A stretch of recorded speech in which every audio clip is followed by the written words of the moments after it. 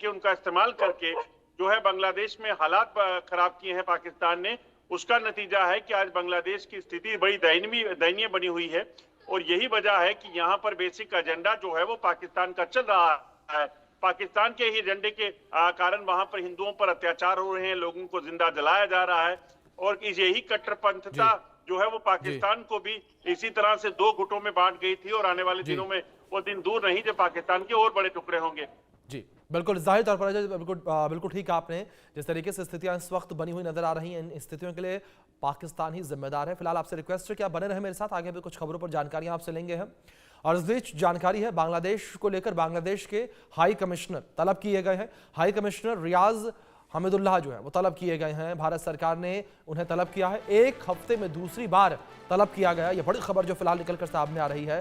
तो बांग्लादेश के high commissioner को भारत सरकार के द्वारा तलब किया गया है और एक हफ्ते में दूसरी बार तलब किया गया है। हमारे सहयोगी अजय जांडियाल लगातार बने हैं हमारे साथ, उनसे आगे अपडेट्स लेंगे इस विषय पर। लेकिन लगातार ये बड़ी खबर जिस तरीके से निकलकर सामने आ रही है कि ये बड़ी खबर है जहां भारत सरकार ने बांग्लादेश के हाई कमिश्नर को तलब किया और एक हफ्ते में दूसरी बार उन्हें तलब किया गया है। जो स्थितियां बनी हुई नजर आ रही हैं उन स्थितियों को लेकर तलब किया गया है। ये बड़ी खबर जो फिलहाल निकलकर सामने आ रही है।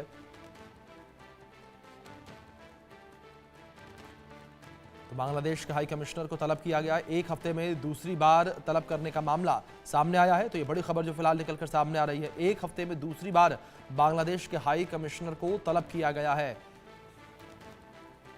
भारत सरकार ने तलब किया हाई कमिश्नर को। ये बड़ी खबर जो फिलहाल निकलकर सामने आई है, एक हफ्ते में दूसरी बार तलब करने का मामला सामने आया है। बांग्लादेश के हाई कमिश्नर को तलब किए जाने का पूरा ये मामला है। हाई कमिश्नर रियाज हमीदुल्लाह को तलब किया गया है। हमारे सहयोगी रैनिक दत्ता जुड़े हैं हमारे साथ, उनका रुख करेंगे इन्फॉर्मेशन के लिए। रैनिक, क्या जानकारियां फिलहाल मिल पा रही हैं जिस तरीके से बांग्लादेश के हाई कमिश्नर को तलब करने की जानकारी निकलकर सामने आ रही है, वो भी एक हफ्ते में दो बार?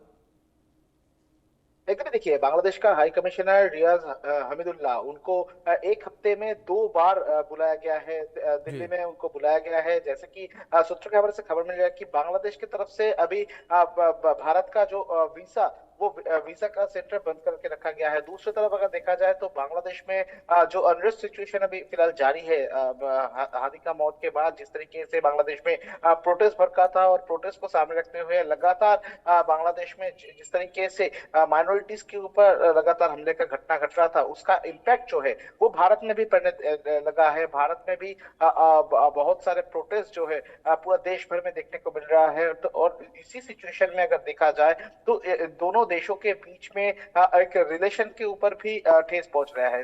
दोनों देशों का रिलेशन को लेकर भी बहुत सारे चर्चा हो रहा है, क्योंकि अगर देखा जाए तो हादी का मौत के बाद जो प्रोटेस्ट भड़का था, उस दौरान भारत के खिलाफ में बहुत सारे नाराबाजी देखने को मिला था। भारत के खिलाफ में बहुत सारे भड़काऊ बयान देखने को मिला था।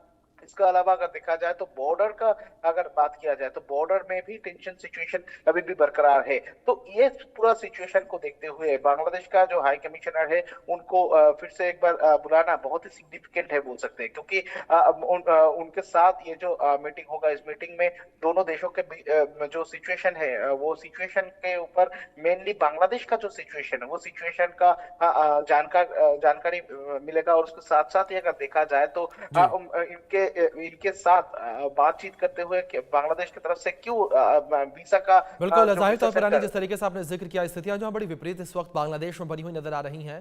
फिलहाल रैनिक, बहुत शुक्रिया आपका जुड़ने के लिए और जानकारी